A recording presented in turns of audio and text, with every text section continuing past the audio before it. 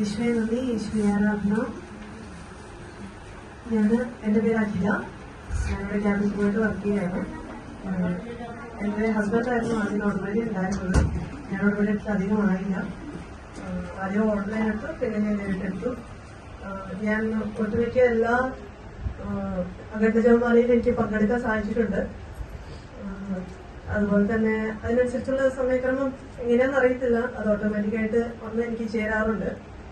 അപ്പോൾ ഞാൻ ഒരു ദിവസം എനിക്ക് അത്യധികമായ നടുവേദന ഉണ്ടായിരുന്നു. അപ്പൊ ഞാനത് ഉടമ്പടിയിലൊന്നും വെച്ചിട്ടില്ല, പക്ഷെ ഞാനത് ഒത്തിരി സഹിക്കുന്നുണ്ടായിരുന്നു. അപ്പം 10-12 വർഷം മുന്നേ നാട്ടിൽ നിന്ന് ഞാൻ പഠിച്ചുകൊണ്ടിരിക്കുന്ന സമയത്ത് ഡോക്ടറെ കാണിച്ചപ്പോൾ പറഞ്ഞു ഹെവി ആയിട്ടുള്ള ഐറ്റംസ് ഒന്നും എടുക്കരുത്, കാരണം പെൽവിക് ബോൺ അകലാനുള്ളൊരു ചാൻസ് ഉണ്ടെന്ന് പറഞ്ഞു. അപ്പോൾ അതിനുശേഷം ഞാൻ ഒത്തിരി പരിശ്രമിച്ചു വെയിറ്റ് ഒന്നും എടുക്കാതിരിക്കാനൊക്കെ. പക്ഷെ എൻ്റെ ജോബിൽ ഒത്തിരി ഹെവി ആയിട്ടുള്ള ഐറ്റംസ് ഹാൻഡിൽ ചെയ്യുന്ന ഒരു മേഖലയാണ്. കാരണം എടുക്കാനും പൊക്കാനും മുന്താനും ഒക്കെ ഒത്തിരി കാര്യങ്ങളുണ്ട് ഫ്ലൈറ്റില്. അപ്പൊ അതുപോലെ തന്നെ അപ്പം ഒരു ദിവസം ഞാൻ വീട്ടിലിരുന്ന്, എനിക്ക് കഴിഞ്ഞ ആഴ്ച പറയാൻ പറ്റിയില്ല, അതിന് മുന്നെയാണിത്, 2 ആഴ്ച ആവുന്നു. അതിലെനിക്ക് ഒത്തിരി സങ്കടമുണ്ട്, എങ്കിലും ഒത്തിരി സന്തോഷത്തോടെയാണ് ഞാൻ പറയുന്നത്. അപ്പൊ ഒരു ദിവസം എനിക്ക് ഓഫ് കിട്ടിയ ദിവസം വീട്ടിലിരുന്ന് ഞാൻ ഓൺലൈൻ ആരാധന പങ്കെടുക്കായിരുന്നു. അപ്പൊ അതിനു മുന്നേ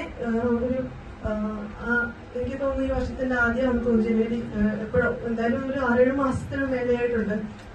എനിക്ക് പെയിൻ സഹിക്കാൻ വയ്യാണ്ട് ഞാനിവിടെ അബ്ബാസിയെ തന്നെ ഞാൻ അൽ-നഹീൽ കൊണ്ടുപോയി കാണിച്ചു.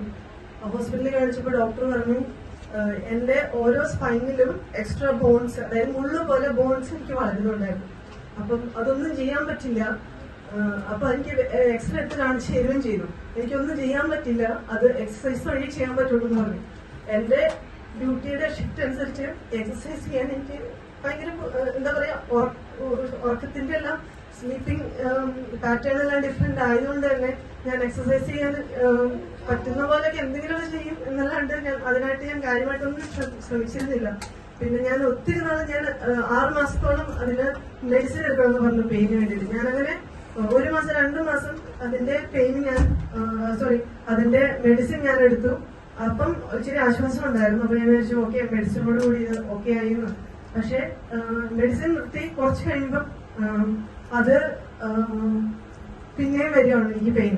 അങ്ങനെ ഒട്ടും വയ്യാണ്ടായി. പിന്നെ പ്രത്യേകിച്ച് ഈ പെയിൻ വരിക എന്ന് പറഞ്ഞാൽ ഒത്തിരി നേരം എന്തെങ്കിലും കുനിഞ്ഞെന്ന് പറഞ്ഞ് ഇങ്ങനെ എടുത്തു വെക്കുക, അങ്ങനത്തെ ഉള്ള ഇതൊക്കെ വരുമ്പോൾ, പിന്നെ വീട്ടിലിരുന്ന് തുടയ്ക്കുമ്പോ ഒക്കെ അങ്ങനത്തെ ഒത്തിരി കാര്യങ്ങൾ എനിക്ക് ഭയങ്കരമായിട്ട് പെയിൻ വരുമായിരുന്നു. അങ്ങനെ ഒരു ദിവസം അപ്പം മരുന്നുകൊണ്ടൊന്നും പ്രയോജനം വന്നില്ല. പ്രത്യേകിച്ച് ഈ പീരീഡ്സിനോട് അടുക്കുമ്പോ ഈ ലാസ്റ്റത്തെ ഒരു വീക്ക് ഒട്ടും സഹിക്കാൻ പറ്റില്ല. കാരണം ഒന്ന് തിരിഞ്ഞ് നേരെ കിടക്കണമെങ്കിൽ ഞാൻ സ്വർഗം കാണുമെന്ന് പറഞ്ഞൊരു അവസ്ഥയിലേക്ക് ഞാൻ പോവായിരുന്നു. അപ്പം തിരിഞ്ഞു കിടക്കണമെങ്കിൽ ഞാൻ എന്നും കരയും, അത്രമാത്രം പെയിനാണ്. അപ്പം എനിക്കറിയാം, എങ്കിലും ഞാൻ 2 കൈയും ചേർത്ത് പിടിച്ചാണ് ഞാൻ തിരിഞ്ഞു കിടക്കാം. അപ്പം എന്റെ ഹസ്ബൻഡാണ് ഇത് നിവിൻ. അപ്പം പുള്ളി, ഞാൻ പറയും ചില സമയത്ത് പുള്ളി എങ്കിലും ചിലപ്പോൾ ഞാൻ ഡിസ്റ്റർബ് ചെയ്യില്ല. ചില സമയം ഒട്ടും സഹിക്കാൻ ഞാൻ പുള്ളിയെടുത്ത് പറയും എനിക്കൊന്ന് തിരിഞ്ഞിട്ട് തിരിഞ്ഞാല് പോലും ഒരു രക്ഷയില്ല, പഠിക്കുകൊണ്ടോ ഒന്നും എനിക്ക് മാറുന്നില്ല. അങ്ങനെ 2 ആഴ്ച മുന്നേ ഒരു ഓൺലൈനിന്റെ അകത്ത് ദിവസം വെച്ച്, അപ്പൊ ഞാനിങ്ങനെ അത് വെച്ചിട്ട് അത് ഞാൻ ഭയങ്കര ശ്രദ്ധിച്ചുകൊണ്ട് തന്നെ ഞാൻ മരുന്ന് എടുക്കായിരുന്നു. അപ്പൊ അച്ഛൻ പറഞ്ഞു പല രോഗികൾക്ക് വേണ്ടി അച്ഛൻ പ്രാർത്ഥിച്ചു. പിന്നെ കാറ്റഗറിയിലേക്ക് പലവിധ രോഗങ്ങൾ, അതായത് തല മുതല് കാല് വരെയുള്ള ഓരോ ഭാഗങ്ങളും അച്ഛൻ ഇങ്ങനെ പറഞ്ഞു വെക്കുന്നുണ്ടായിരുന്നു. അപ്പൊ അച്ഛൻ പറഞ്ഞു വന്നപ്പോ എനിക്ക് തൈറോയിഡും അങ്ങനത്തെ PCOD ഒക്കെ ഉണ്ട്. അപ്പം അപ്പൊ അച്ഛൻ പറഞ്ഞു നടുവിന് വേദനയുള്ള ഒരു PCOD ഉള്ളവരങ്ങനെ ഉദര സംബന്ധമായ അല്ലെങ്കിൽ ഇങ്ങനെ അസ്ഥി സംബന്ധമായ പ്രശ്നങ്ങളുള്ളവരൊക്കെ എളിയിൽ കൈവച്ച് പ്രാർത്ഥിക്കാൻ പറഞ്ഞു. അതുപോലെ തന്നെ ഒരു 3 മാസം മുന്നേ ഞാൻ എന്റെ ഹിപ്പിലൊരു ഇഞ്ചക്ഷൻ എടുത്തിട്ടുണ്ടായിരുന്നു. പക്ഷെ ആ ഇഞ്ചക്ഷൻ ഇച്ചിരി കട്ടിയുള്ളതുകൊണ്ട് തന്നെ എനിക്ക് നടക്കുമ്പോ അതിങ്ങനെ തുറന്നിട്ടുള്ളൊരു ഫീലായിരുന്നു. അതെനിക്ക് 3-4 മാസമായിട്ട് എനിക്കത് പോകുന്നേ ഉണ്ടായിരുന്നില്ല. അപ്പം നടക്കുമ്പം അല്ലെങ്കിൽ കാലിങ്ങനെ അമർത്തി ചവിട്ടുമ്പോഴൊക്കെ എനിക്ക് അവിടെ ആ ഭാഗം എനിക്ക് ശരിക്കും ഫീൽ ചെയ്യുമായിരുന്നു. അതും പോകുന്നുണ്ടായിരുന്നില്ല. അപ്പം ഞാൻ രാത്രി പ്രാർത്ഥനയെല്ലാം കഴിഞ്ഞ് രാത്രി കൃപാസന മാതാവിന്റെ പ്രാർത്ഥനയെല്ലാം കഴിഞ്ഞ് ഞാൻ തൈലം തേച്ചത് പ്രാർത്ഥിക്കുകയും ചെയ്യുമായിരുന്നു. അങ്ങനെ ഞാൻ അച്ഛന്റെ ധ്യാനം കേട്ട് ഞാൻ എന്റെ എളിയിൽ കൈവച്ച് ഞാൻ പ്രാർത്ഥിച്ചു. അത് കഴിഞ്ഞ് എന്തോ ഒരു കാര്യത്തിൽ എനിക്ക് സ്ക്രീൻ പരസ്യം വന്നതാണ് എന്താണെന്നറിയത്തില്ല. അപ്പം അത് കഴിഞ്ഞ് ഞാൻ കരഞ്ഞ് ഞാൻ എളിയിൽ കൈവച്ച് പ്രാർത്ഥിച്ചത്. ഞാൻ മാത്രമേ വീട്ടിലുണ്ടായിരുന്നുള്ളൂ, അത് എന്റെ ഓഫായിരുന്നു. പ്രാർത്ഥിച്ചു കഴിഞ്ഞ് ഞാൻ എന്തോ ഇതിനു വേണ്ടിയിട്ട് ഞാൻ സ്ക്രീൻ മാറ്റാൻ വേണ്ടി ഒരു കാലെടുത്ത് മുന്നോട്ട് വെച്ചതേ ഉള്ളൂ. കാരണം ഞാൻ ഇച്ചിരി വിട്ടാ വെക്കുന്നത്. ഞാൻ എന്റെ ടേബിളിൽ വെച്ചിട്ടാണ് ഞാൻ ഈ ധ്യാനം കാണുന്നത്, അച്ഛന്റെ ധ്യാനം കാണുന്നത്. ഞാൻ വിശ്വാസത്തോടെ അവിടെ നിന്ന് പ്രാർത്ഥിച്ച് ഞാൻ ഒരു കാലെടുത്ത് മുന്നോട്ട് വെച്ചപ്പോഴേക്കും പെട്ടെന്നൊരു ഒച്ച കേട്ടു. അപ്പൊ ഞാൻ വിചാരിച്ചു നട്ട പൊട്ടിയതായിരിക്കും. കാരണം ഞാൻ എളിയിൽ കൈവച്ചു ആരാധിച്ചു, അങ്ങനെ കണ്ണടച്ചാണ് ഞാൻ പ്രാർത്ഥിക്കുന്നത്. അപ്പം ഞാൻ വിചാരിച്ചു ഓക്കെ. അപ്പം ഞാൻ പിന്നെ ഓരോ പണിയെടുക്കുമ്പോഴും ഞാൻ ശ്രദ്ധിക്കും. അപ്പൊ ഞാൻ വിശ്വാസത്തോടെയാണ് ഞാൻ പ്രാർത്ഥിച്ചത്. അപ്പൊ അച്ഛന്റെ ആ പ്രാർത്ഥനയിൽ എന്റെ നടുവേദന പോകുന്നു ഞാൻ ഉറച്ചു വിശ്വസിച്ചു. എങ്കിലും ദൈവമേ, എനിക്ക് കുനിഞ്ഞിട്ട് നൂരാൻ എനിക്ക് പേടിയാണ്. എനിക്ക് പിന്നെയും ആ അസഹനീയമായ വേദന എനിക്ക് വരുമല്ലോ ദൈവമേ എന്നൊരു ഉള്ളിലൊരിത്. എങ്കിലും ഞാനതിങ്ങനെ ശ്രദ്ധിച്ചു. പിന്നെ എനിക്ക് ആ വേദന വന്നിട്ടേ ഇല്ല ഇത്രയും നാളായിട്ടും.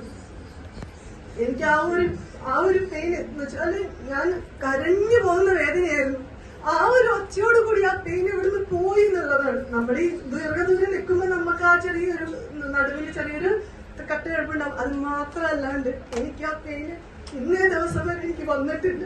ഞാൻ ഇത്രയും കട്ടിയുള്ള പണികൾ എടുത്തിട്ട് എനിക്ക് യേശു എന്റെ അടുത്ത് എടുത്തു മാറ്റി. അതുപോലെ തന്നെ ഞാൻ ഒരു ദിവസം തൈലം വെച്ച് ഞാൻ എന്റെ ആ ഇഞ്ചക്ഷൻ എടുത്തെടുത്ത് പ്രാർത്ഥിച്ചു. അത് പിറ്റേന്നായപ്പോഴത്തേക്കും അത് കുറയാൻ തുടങ്ങി. ഒരു 3-4 ദിവസം കഴിയുമ്പോഴത്തേക്കും ആ ഇഞ്ചക്ഷൻ എടുത്തല്ലേ ആ സംഭവത്തിൽ അങ്ങനെ ഒരു ഇതുണ്ടെന്ന് 3-4 മാസമായിട്ട് മാറാത്ത സാധനം അത് മാറി. അതിന്റെ ചെറിയൊരു തരത്തിങ്ങനെ ഇറങ്ങിപ്പോ എന്നും തൈലം ഇട്ട് ഞാൻ പ്രാർത്ഥിക്കും. പിന്നെ എനിക്ക് എന്ത് വന്നാലും ഞാൻ ഉപ്പും തേനും എല്ലാം വിശുദ്ധമായിട്ട് ഞാൻ വിശ്വാസമാണ് ചൊല്ലിയിട്ട് ചെയ്യാറുണ്ട്. എനിക്ക് ഇതിലാദ്യം വലിയ വിശ്വാസമില്ലായിരുന്നു. പക്ഷെ ഒരു തവണ ഞാൻ ഇതൊക്കെ വേണ്ടി മുന്നേ ഞാൻ ഉടമ്പടിയൊക്കെ എടുക്കുന്നതിന് മുന്നേ ഞാൻ ഇവിടെ വന്ന് ഒരു ദിവസം ഞാനിങ്ങനെ മാതാവിനോട് പ്രാർത്ഥിച്ചു, മാതാവേ എനിക്ക് നിന്റെ സാന്നിധ്യം തരണേ.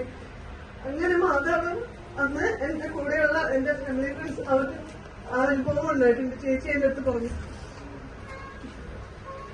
അപ്പോ ഞാൻ മാതാവിന്റെ അടുത്ത് പ്രാർത്ഥിച്ചു, മാതാവ് അത് ജപമാല തീരാൻ പോവാ. അന്ന് റൂമിലായിരുന്നു ഞാന്. അത് കഴിഞ്ഞിട്ട് ഞാൻ ഹോളിലേക്ക് വന്നു.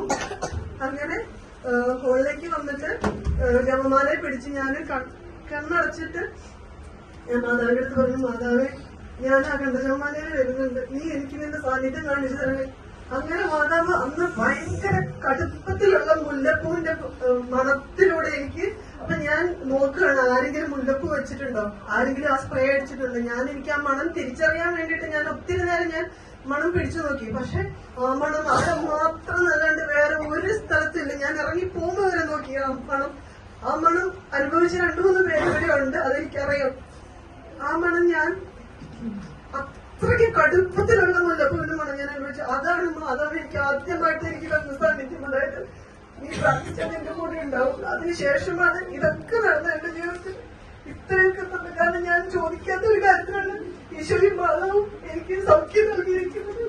അതുപോലെ തന്നെ എന്റെ ജീവിതത്തിൽ ഇനി എന്തുണ്ടെങ്കിലും ഞാൻ പ്രാർത്ഥിക്കും.